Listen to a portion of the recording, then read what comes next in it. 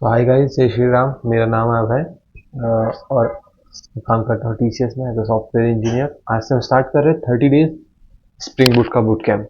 Okay, तो मैं आपसे नहीं बोलूँगा कि मेरे चैनल को लाइक करो, सब्सक्राइब करो। मैं बस एक ही चीज़ बोलूँगा, अगर आपको सच में समझ में आए जो मैं पढ़ा रहा हूँ, जो मैं एक्सप्लेन कर रहा हूँ, तो बस बने रहो। बस इतना ही है। आगे देखते हैं अपन। तो मैं आपको अभी शेयर करने वाला हूँ 30 डेज का बूट कैम्प का रोड मैप। ओके, ये ठीक है। ये कंप्लीट 30 डेज का स्प्रिंग बूट का रोड मैप है जो मैंने रेडी किया हूँ। तो हमें पढ़ना है स्प्रिंग का फाउंडेशन वीक 1 में।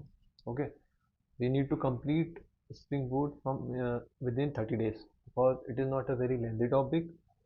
The one thing which is important to be continuous, be consistent. Okay, so in first week we have to complete spring foundation. हमें क्या क्या पढ़ना है फर्स्ट वीक में? बेसिक सेटअप जो मैं अभी आपको नेक्स्ट क्लास में बता दूंगा। इसमें थोड़ा कॉन्सेप्ट कि आईओसी क्या होता है, डिपेंडेंसी इंजेक्शन क्या होता है और आईओसी कंटेनर क्या होता है। ओके, फिर हमें पढ़ना है बीन मैनेजमेंट क्या होता है। Bean bean in the sense nothing, bean is just object. Okay, bean क्या है? एक ऑब्जेक्ट है, तो ये पढ़ना है।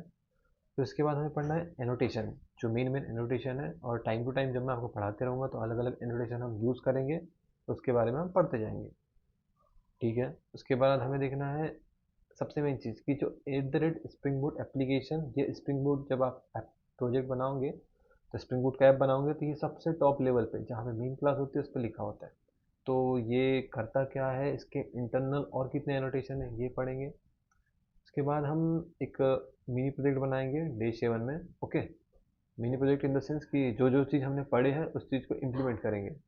ओके, उसके बाद जो नेक्स्ट वीक है हम क्या करेंगे, इसमें हम M D C means REST API बनाना सीखेंगे। रेस्ट एपीआई में कितने लेयर होते हैं, किस टाइप से स्प्रिंग बूट में हम डिज़ाइन करते हैं, ये देखेंगे। उसके बाद हम अलग अलग H T T P method, ये इंपॉर्टेंट है बहुत ज़्यादा क्योंकि ये इंटरव्यू में पूछा जाता है, रिस्पॉन्स कोड, ये सब सीखेंगे। फिर जब हम रेस्ट एपीआई बनाते हैं तो ये अलग अलग एनोटेशन हम यूज़ कैसे करते हैं, eight the rate path variable, eight the rate request परम और eight the rate request body. Okay, ठीक है। तो जब भी client in the sense front end से रिक्वेस्ट आती है, तो रिक्वेस्ट में कुछ डेटा आता है, तो वो डेटा आता है पाथ वेरिएबल के थ्रू, रिक्वेस्ट परम के थ्रू और रिक्वेस्ट बॉडी के थ्रू। जैसे फॉर एग्जांपल आप फॉर्म सबमिट करते हो, ठीक है। जैसे कोई फॉर्म है, लॉगिन फॉर्म है, सपोज आप जीमेल का लॉगिन फॉर्म सबमिट करते हो, तो वो बैकएंड में डेटा आता कैसे, प्रोसेस कैसे होता है, ये हम देखेंगे। ठीक है।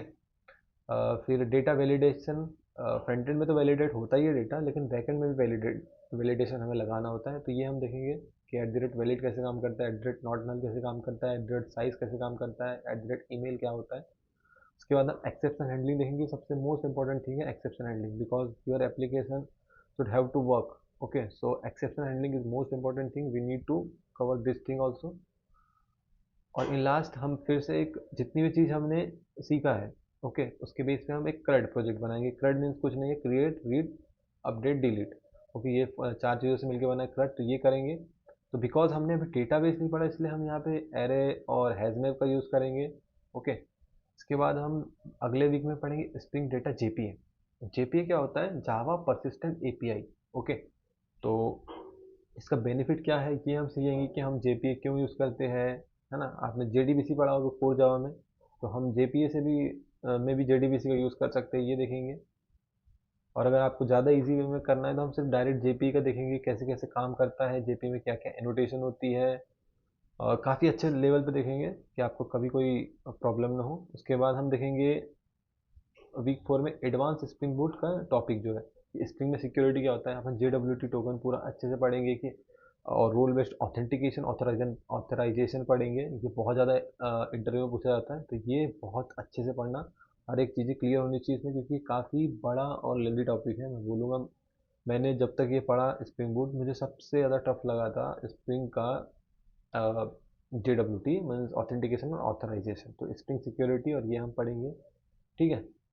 और जैसे कि हमने बोले कि यहाँ पे हम डेटाबेस, मैं कुछ बताना भूल गया था कि हमने डेटाबेस और डेटा एक्सेस वाला जो स्प्रिंग डेटा जेपीई की बात किया था, इसमें हम यूज़ करेंगे MySQL। तो अगर आपको नहीं भी आती तो मैं आपको सिखाते जाऊँगा, है ना। बहुत बेसिक लेवल की करेंगे, बाद में आप फिर खुद से प्रैक्टिस कर सकते हो।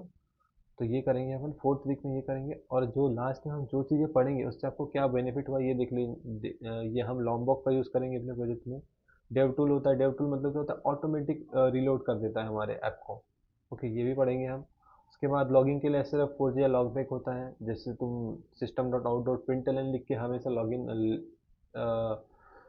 तुम ये नहीं कर सकते। तो इसके लिए हम SLF4J लॉगिन के लिए पढ़ेंगे, ये देख लेंगे। और सबसे लास्ट में हम देख लेंगे कि यूनिट टेस्ट कैसे लिखते हैं और मॉक एपीआई कैसे बनाते हैं, मॉकिटो जिसका यूज़ करते हैं। इसके अलावा जब हम स्प्रिंग एमवीसी पढ़ेंगे तो हम पोस्टमैन देखेंगे और स्वैगर देखेंगे। स्वैगर होता है एपीआई का डॉक्यूमेंटेशन बनाने के लिए, और पोस्टमैन होता है, पोस्टमैन वर्क करता है एज अ क्लाइंट। ओके, जैसे फ्रंट एंड से रिक्वेस्ट आती है वैसे हम पोस्टमैन से रिक्वेस्ट भेज सकते हैं। काफ़ी ईजी है, कोई मतलब आपको दिक्कत नहीं है इसको सीखने में। मैं जब करते जाऊँगा आप ऑटोमेटिक सीखते जाएंगे। तो ये हमारा 30 डेज़ का रोड मैप है। अगर सब चीज़ अच्छे से काम करता है तो हम इसके बाद स्प्रिंग के बाद हम माइक्रो सर्विस आर्किटेक्चर पढ़ेंगे, और इसे भी काफ़ी अच्छी तरीके से ख़त्म करेंगे। ये हमारा 30 डेज़ का रोड मैप है। इसकी लिंक मैं नीचे बायो में डाल दूंगा, तो आप चेक कर लीजिएगा। बाकी हम इसे कम्प्लीटली फिनिश करेंगे। हो सकता है कि ये सीक्वेंस कभी आगे पीछे हो जाए, बट हम कंप्लीट कर देंगे। Thank you guys.